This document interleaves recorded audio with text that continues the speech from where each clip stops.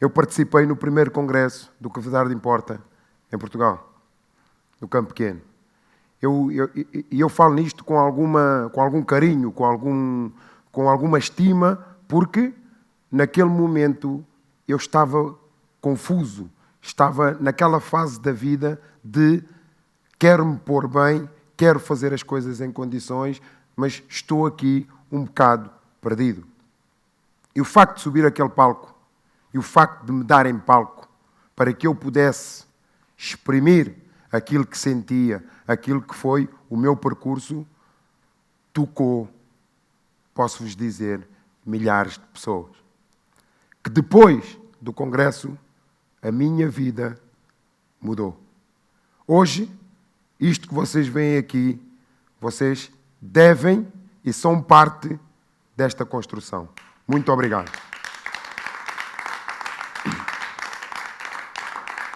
Agora, falando aqui um bocado daquilo que é a minha experiência, daquilo que é a minha história e da forma como eu me posiciono hoje perante a vida. Milhares de pessoas conhecem a minha história, mas é sempre diferente. A forma como eu me apresento perante ela. Houve momentos que me apresentei com algum medo, com alguma desconfiança, com algum melindre. Hoje, apresento-me perante a minha história como um homem. Porquê? Fui menino de rua, com 6 anos de idade. Vim de Santo Tomé com 2. Os meus pais, Cova da Moura, toda a vida. Pobres, sem recursos, mas com aquilo que são os valores e os princípios da vida. Não quis, derivado ao pânzalo familiar, derivado da pobreza, derivado da confusão, derivado ao meio, optei por outros caminhos.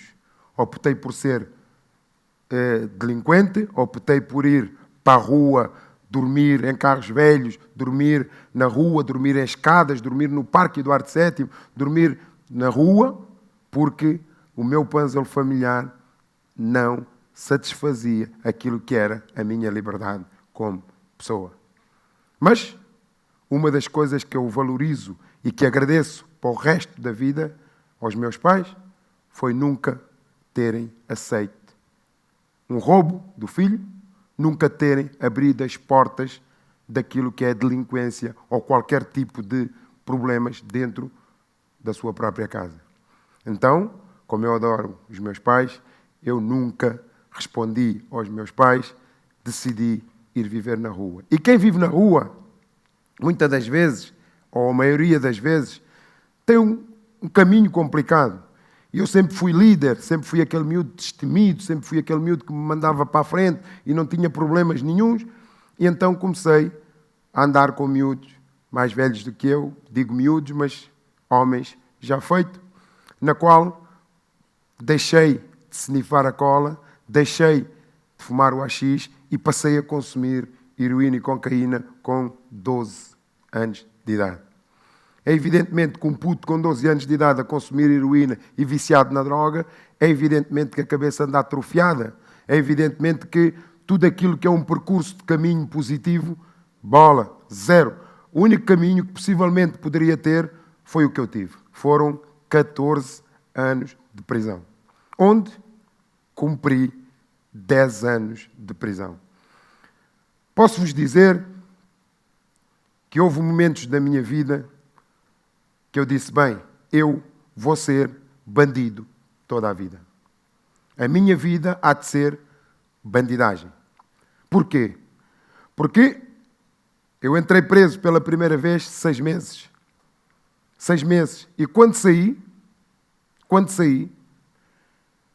achei agora, estive aqui, aprendi as ferramentas e agora é que eu vou ser bom bandido. Estive na rua 5 meses. E fui preso outra vez. Aí deram-me os 14 anos de prisão e eu achei que possivelmente a minha vida tinha acabado. Meteram-me na judiciária, da judiciária fui para Setúbal, fui para Linhó, Coimbra, Vales de Deus, ou seja, a minha vida foi esta, a saltar tipo uma bola de ping-pong, de cadeia para cadeia. puxando um bocado a cassete atrás daquilo que são os sentimentos, daquilo que atrofia o crescimento do ser humano. Hoje penso assim, porque cheguei lá. O sentimento da pobreza, o sentimento da injustiça, foram esses sentimentos que me acompanharam ao longo da vida e que me fizeram fazer uma caminhada de sofrimento. Porque não percebia, porque não entendia, porque não queria entender. Porque com 5 anos ou com 6 anos, quando se vai para uma escola que se tem sonhos, que se quer tornar-se alguém na vida, morre logo tudo ali à nascença. Então, achei que nada mais fazia sentido. A não ser os 10 anos que eu tive preso sempre a consumir heroína e cocaína, lá dentro da cadeia, pistoleiro toda a hora, porque era sindicalista, era sempre do contra. Eles diziam sim, eu dizia que não, porque a minha revolta era tão grande, porque entro na cadeia e começo a ver coisas que eu digo, bem, mais uma vez a pobreza entalou-me, mais uma vez vejo malta, atenção, não sou juiz, não fui eu que os pus lá, quem sou eu para julgar, seja quem for.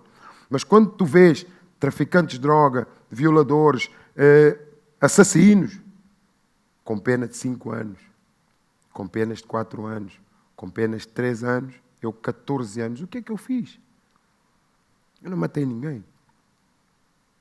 Mais uma vez, a pobreza, os meus pais serem pobres e não poderem fazer-me o direito de defesa. O Estado meteu-me um advogado oficioso que nem o meu nome sabia. E no dia do julgamento foi lá dizer, eu sou seu advogado. Eu disse, não, você não é meu advogado, eu defendo-me sozinho. E então fui condenado. E isto fez-me uma revolta tão grande de andar lá dentro, sempre à pancada, sempre contra, ou seja, da pena que eu fui condenado, eu reduzi o meu espaço dentro da cadeia a 1 quadrado.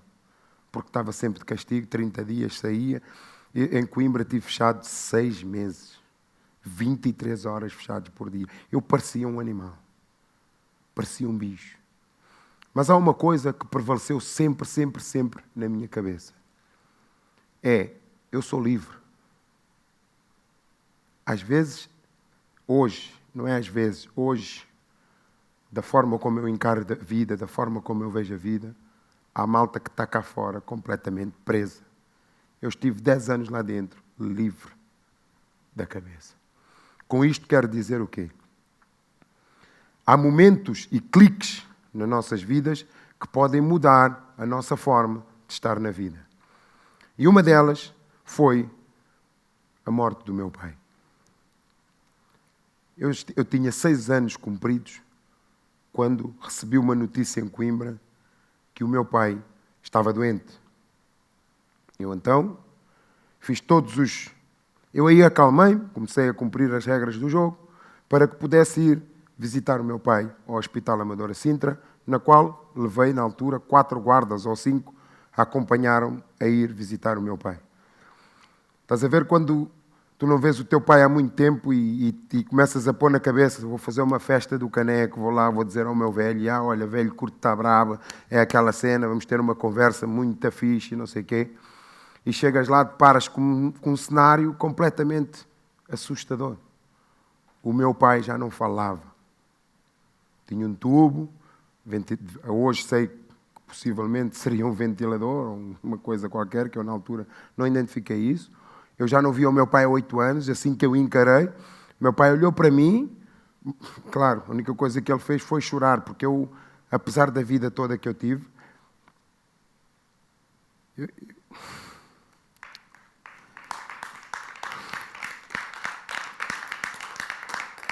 eu tenho muita dificuldade em falar dos meus pais. Por uma seguinte razão. Hoje, eu sou pai de 3 filhos. E uma das grandes tristezas da minha vida é não ter os meus pais para acompanharem aquilo que eu transmito aos meus filhos, que foram ensinados por eles. Isso magoa-me imenso. Mas Deus sabe o que faz. Deus sabe o que faz. Isto dá-me força. Isto dá-me ânimo para quando eu chego na associação, como vocês veem, Tenho aquela miudagem toda de braços abertos para me receber. E isso dá-me alento, e isso dá-me força para continuar a minha luta. Mas, voltando aqui àquilo que é a mudança da minha vida. Às vezes, nós termos que perder alguém da forma como eu perdi, acho que é muito doloroso, mas fortalece-me. Porquê? Porque o facto de eu ir ao hospital e vir-me embora e passando, assim que eu chego à cadeia, começo a consumir para esquecer, não quero sentir, passando 3, 4 semanas, o meu pai morre. E eu comecei a pôr a mão na consciência e comecei a dizer, espera aí, eu não tive infância com a pessoa que eu mais amo nesta vida. Tenho a minha mãe lá fora, com uma certa idade, a andar para trás e para a frente. Muitas das vezes a minha mãe via uma cadeia, eu não estava. Tinha sido transferido para outra, com sacos, com problemas, com mais problemas. Ela, quando me ligava, eu nem queria falar com ela. Ligava-me, olha, tem a sua mãe na linha. Eu não queria falar com ela, porque eu já não sabia o que dizer a ela. Porque eu não ia conseguir estar numa cadeia só. Aquilo mexia imenso comigo, ter de ver a minha mãe naquela situação. Então, houve um dia que eu tive que parar e pensar e refletir e dizer, bem, chega. Chega. Depois, ao fim de 10 anos, eu saí em liberdade. Saí viciado na droga, sem expectativa de vida, sem nada, só com uma coisa na cabeça. Eu, quando saí da cadeia, eu pus o joelho no chão, à frente da cadeia, em Valos de Deus, benzi-me e pedi a Deus. Eu não sei, eu essas coisas de rezar, mas eu pedi à minha maneira. Eu disse, Deus, a esta casa, por roubar, por massacrar, por fazer mal ao outro, defende-me. Não sei, parece que me ouviu. Parece que me ouviu. Já lá vão 14 anos, nem numa esquadra. Porque eu fiz isto, ou porque eu fiz aquilo, ou porque eu fiz aquilo outro. Porquê? Porque a minha vida baliza-se dentro daquilo que é uma cidadania ativa. Porquê?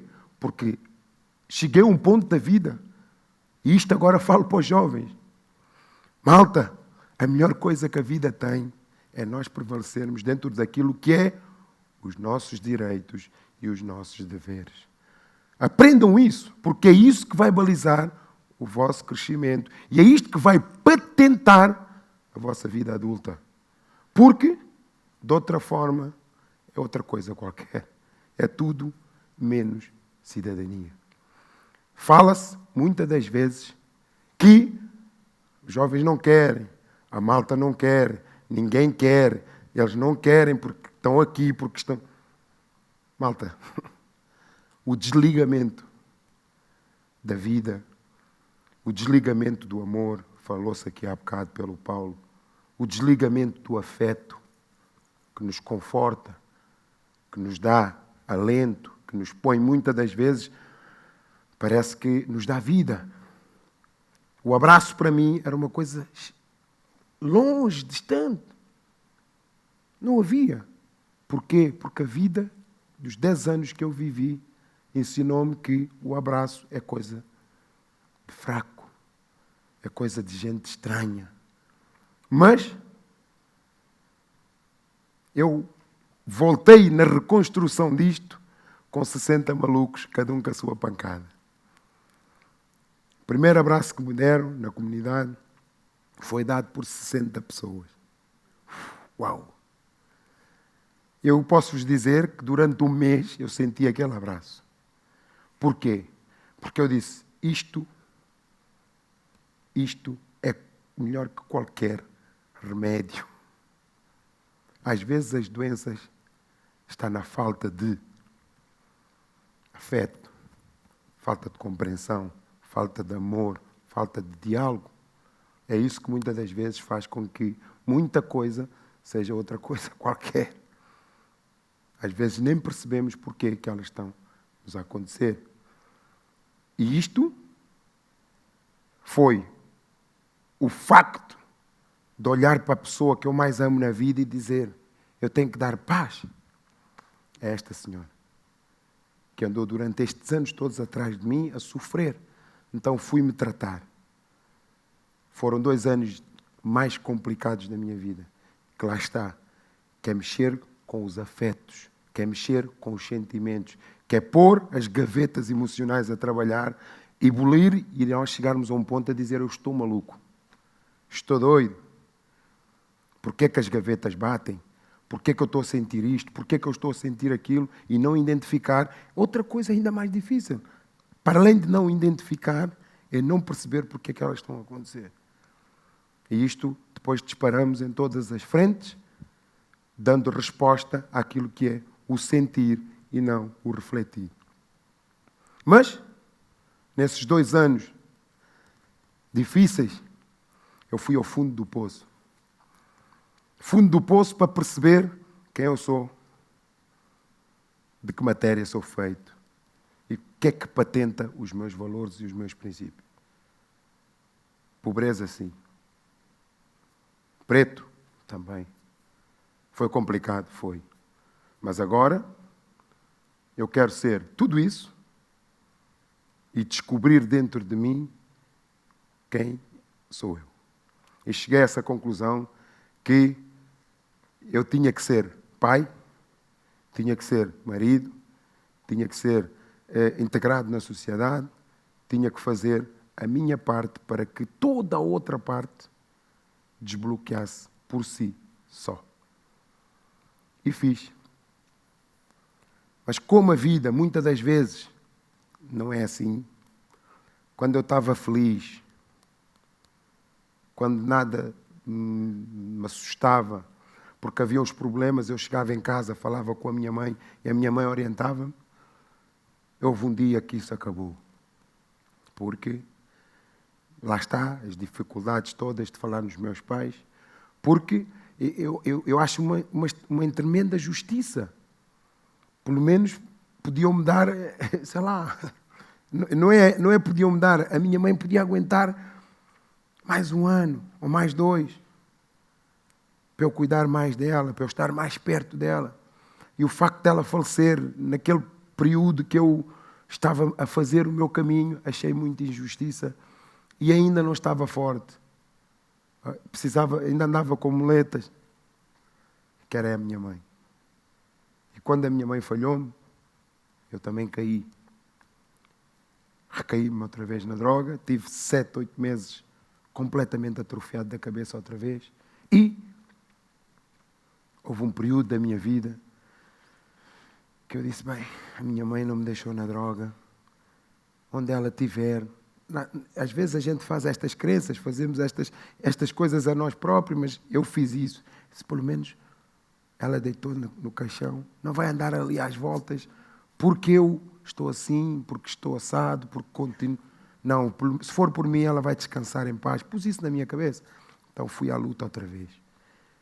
Fazer o tratamento, voltei para a cova de amor, a brincar com o fogo, desafiar as coisas, porque eu sou muito assim. Porque é lá que eu caí, é lá que me vou levantar. É lá. Quem me diz que eu não caio se eu fosse viver para Lapa? Ou se eu fosse viver para a Estrela? Ou para Belém? Ninguém me dizia isso. Por isso, eu fui viver para a cova de amor, onde tenho a droga à porta de casa. Onde tenho os perigos todos ali, mas a capacidade de superar e de dizer: não quero isto para a minha vida. E procurar dentro de mim alternativas de preencher os vazios que me faziam andar por caminhos contornados. Isto é o meu percurso. Isto é a minha vida. Isto é o meu caminho. Mas Deus sempre permitiu-me. O padre na comunidade, alguém na comunidade dizia-me assim: Johnson, tu nasceste para ser chefe de família. Eu dizia: olha, este é maluco. Mas hoje eu dou-lhe toda a razão. Por quê? Porque hoje eu não faço nada, não dou um passo para ali sem pensar nos meus filhos, sem pensar na minha família. Por quê? Porque eu tenho uma ligação tão grande com a minha família que eu não sei explicar. Eu cortei o cordão umbilical dos meus 3 filhos. Tá. Porquê? Porque é uma cena que eu sempre tive na cabeça. Um dia, eles dizem que os pais desmaiam. Eu não vou desmaiar. Pelo contrário, isto vai nos unir. Isto vai me fazer perceber que aquele miúdo pertence a alguém. Pertence-me a mim até uma certa idade, ou até que Deus lhe leve. Mas, tudo o que eu faço é ensinar os meus filhos a serem bons cidadãos. Eu não dou tudo aos meus filhos. Não tenho. Dou-lhes o que é preciso. E é isto que muitas das vezes faz com que os putos comecem a perceber qual é que é o caminho. Vão tendo consoante as necessidades. E hoje em dia a nossa juventude tem muita coisa à volta para lhes distrair a cabeça. E cabe também aos pais estarem atentos àquilo que é o caminho dos seus filhos. Porque os miúdos dão-nos imensos sinais. Nós, como pai, temos que estar atentos aos sinais que os filhos nos dão. A minha vida hoje é o que vocês viram. 184 crianças, na qual uma das coisas que me dá muito... quer dizer, atenção, é um comprimido para a minha terapia todos os dias. Ou seja, se há 14 anos que eu não dou na droga, esta caminhada ajuda-me. Porque o ir ao Linhó trabalhar, no sítio onde eu estive preso durante muito tempo, o ir ao Vales de Deus dar uma palestra aos meus companheiros, ir a Coimbra falar aos meus companheiros, tudo cadeia onde eu estive preso, onde tive um percurso complicado, onde as coisas não correram mesmo bem. Quando entro no portão pela primeira vez, mas sei que vai entrar o Sr. João Semedo Tavares e depois vai sair pela mesma porta que entrou. Mas sempre na expectativa de dizer aos meus companheiros dentro da cadeia que a mudança começa lá. A mudança começa dentro. Quem me dera, no meu tempo de recluso, ter alguém que me elucidasse, que me ajudasse a refletir lá dentro para poder sair cá para fora. É isso que eu faço. Não como, mas sim como um dever. Sinto-me na obrigação de dizer, malta, vocês conhecem-me numa outra vida. Eu tenho gajos que me dizem, tu andaste na Igreja Universal do Reino de Deus. O que é que te fizeram à cabeça? Porquê? Porque não conseguem perceber esta minha vida de hoje. Porquê? Porque não é... Eles dizem, não é comum. É comum, é possível. Temos é que perceber para onde queremos ir, qual é que é o nosso caminho. Qual é que é o nosso caminho? Não é fácil, não é? A vida não é fácil. É possível pegar a nossa vida na mão e sermos nós a comandá-la. E isto, para que isso seja possível, é bom também que muitas das vezes possamos aceitar as ajudas que temos para conseguirmos atingir o nosso objetivo e chegar àquilo que realmente nós pretendemos. Com isto, há momentos em todos nós e em todos vós, altos e baixos, todos nós temos. A minha esposa nunca poderia sair daqui sem falar na pessoa que me dá equilíbrio para eu poder fazer aquilo que eu amo. A minha mulher dá-me o equilíbrio para eu poder fazer a minha missão. Porque isto para mim não é um trabalho. É uma missão que o Mister me deu. Verdade. Ele disse, tu és um gajo que já fizeste bué de porcarias. Agora, toma lá esta cena e orienta-te. E eu parei, pensei, refleti e disse, Mister, consigo? Não sei. Quando eu abri aquilo que ele me deu e pus em prática, comecei a dizer, preencheu um vazio. Uau! Preencheu 2. Uau! Está a preencher o 3º, está a preencher o 4º. Negócio fechado. E a partir de hoje posso-vos dizer que o meu grande pilar é o amor ao próximo. Isto é que faz o meu caminho. É olhar para o outro, branco, preto, azul, amarelo, gordo, não gordo, de igual para igual. Isto não vem nos livros. Vem no dia a dia, vem no dia a dia de quem Deus põe no nosso caminho. Às vezes, há pessoas que a gente vê, pode conversar 10 minutos. Há outros que a gente vê, dá para conversar um mês. E há outros que são amigos para a vida. E é esses que fazem mudar a vida uns dos outros através daquilo que é o amor ao próximo. Com isto, quero agradecer mais uma vez ao que de verdade importa pela minha felicidade de hoje. Vocês foram os grandes pioneiros desta obra e da construção da minha felicidade. Muitíssimo obrigado e que continuem a mudar o paradigma das coisas, ok? Muito obrigado a todos. Johnson Semedo.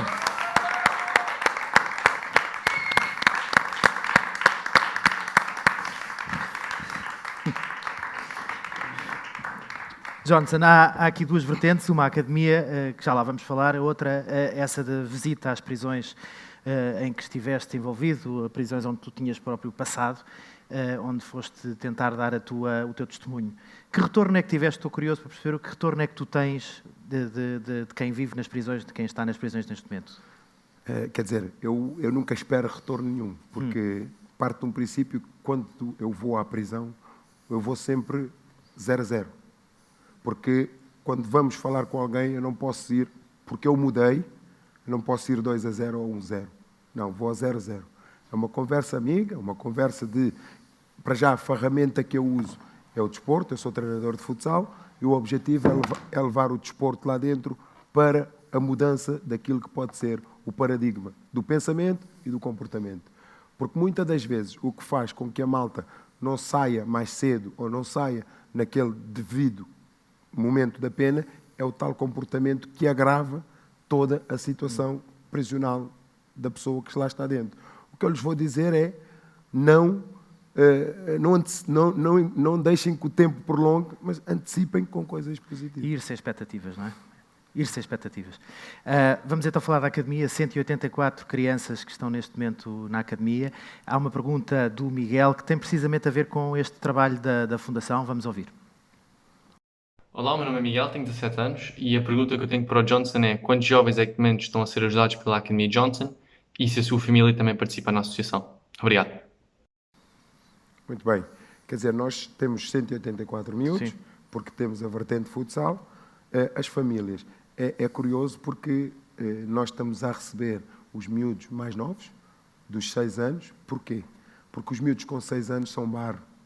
E nós, como educadores, como estamos na pedagogia com eles, no fundo, a malta põe água e depois transforma, é como o barro, ainda são maniável. E com esta água e com esta transformação do barro, nós podemos, em conjunto com o miúdo, fazer o diploma do 12º dele, em conjunto, claro, trazendo depois os próprios pais na nossa atividade que temos, que é a oficina de pais. Nós temos uma oficina de pais onde trabalhamos com os pais ferramentas que podem ajudar o próprio pai a dar continuação do trabalho que nós fazemos na associação. Basicamente, trabalhamos com os pais. Quanto mais cedo, um puto que chega aos 13 anos, se calhar já nem está ligado à família. É muito mais difícil. Um puto que chega com 6, barro do bom, que a malta tem que trabalhar e ver o puto a fluir. Isso dá-nos um prazer do caneco. Imagino. O Miguel perguntava também se a tua família está envolvida. A minha família, Sim. pessoal, quer dizer, lá está. Os meus filhos, é como eu digo, eu educo os meus filhos dentro daquilo que é a cidadania. Depois, eu vou plantando. Depois logo se vê. Agora, por exemplo, na situação da pandemia, do Covid, naquele pico médio, por causa eles tiveram que ficar em casa, os meus filhos andaram comigo na distribuição de alimento aos outros. O João tem Distribuíste no bairro do Zambojal? Exatamente, não, 5 bairros. 5. Nós tivemos, acabou no domingo, tivemos a dar durante 6 meses apoio e suporte a 55 famílias. Ok? Obrigado. E, no entanto, os meus filhos, eu fiz questão, até o William, que tem 5 anos, foi comigo buscar e distribuir. Porquê? Porque eles têm que crescer e pensar que hoje se metem um bocado de comer para comer e dizem não quero mais, têm que pensar o que estão a fazer. Porquê? Há um ao lado que não tem que comer. Vamos agora à pergunta do Nuno. Olá, o meu nome é Nuno e a minha pergunta é para o Johnson Semedo. O que é que fez mudar na sua vida no tempo em que esteve na prisão? O que é que fez mudar no tempo que eu estive na prisão? Mudou completamente, não é? Exatamente, porque, quer dizer, o que me faz mudar, no fundo, a vida dá-me muitos cliques para a mudança. Só que eu estou tão empenhado na confusão, estou completamente desligado e viciado na droga, que eu fazia anos e só passando uma semana que eu ia ao calendário e fiz anos há umas semanas atrás, só para verem como é que uma pessoa andava dentro da cadeia. Mas é evidente que o que me faz começar a ver a vida de uma outra expectativa é a morte do meu pai dentro da cadeia. Quando o meu pai morre, eu tomo consciência, já fiquei sem o meu velho, não é? E depois, quando começas a pensar e dizes, olha, eu tenho a minha mãe lá fora, quero abraçá-la, quero viver, quero estar com ela, quero ter infância. Então, comecei a cumprir as regras, um bocado de obriga, mas que depois deu o resultado para o bom comportamento, para não cumprir os 14, cumpri os 10 e saí em liberdade. Vamos à pergunta da Teresa. Olá, sou a Teresa e esta pergunta é para o Johnson Semedo. Era para perguntar com que idade posso me tornar voluntária na tua academia? Então, querida, olha já, começamos hoje, se quiseres. Quer dizer, eu acho que... Há envolvência de jovens que sejam de fora do... Exatamente, porque até o que faz mesmo sentido, no meu ponto de vista, estas crianças que se disponibilizam para dar do seu tempo ao outro, acho que na nossa associação faz todo o sentido. Porquê? Os nossos miúdos, a grande maioria tem 6 anos, 7, 8, anda ali no 4º ano. O nosso grande injeção de... O barro, como tu dizias. Exatamente, é aquela faixa etária. Porquê? Porque nós temos miúdos que neste momento andam no 3º ano e não sabem ler. Isso é preocupante para nós.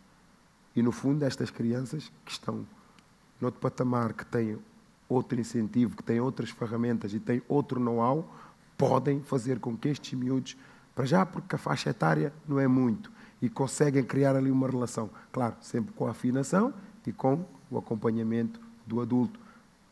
Como é que a menina disse que se chamava? Teresa. Teresa, bora, vamos lá. É já.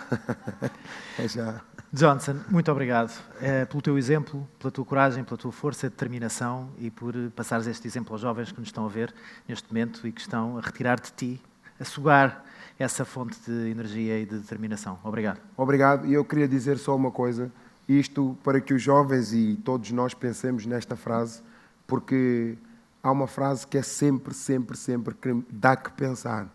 Porque quando nos batem à porta, ou quando nós batemos à porta de alguém, do outro lado respondem sempre quem é, não quem fostes. E isto faz de nós pessoas completamente livres de nos apresentarmos perante qualquer sociedade, perante qualquer pessoa, da forma como a gente se encontra no momento. Queria partilhar isto convosco. Nunca se deixem enganar por estas tretas. Muito obrigado e... Obrigado, Johnson. Obrigadíssimo.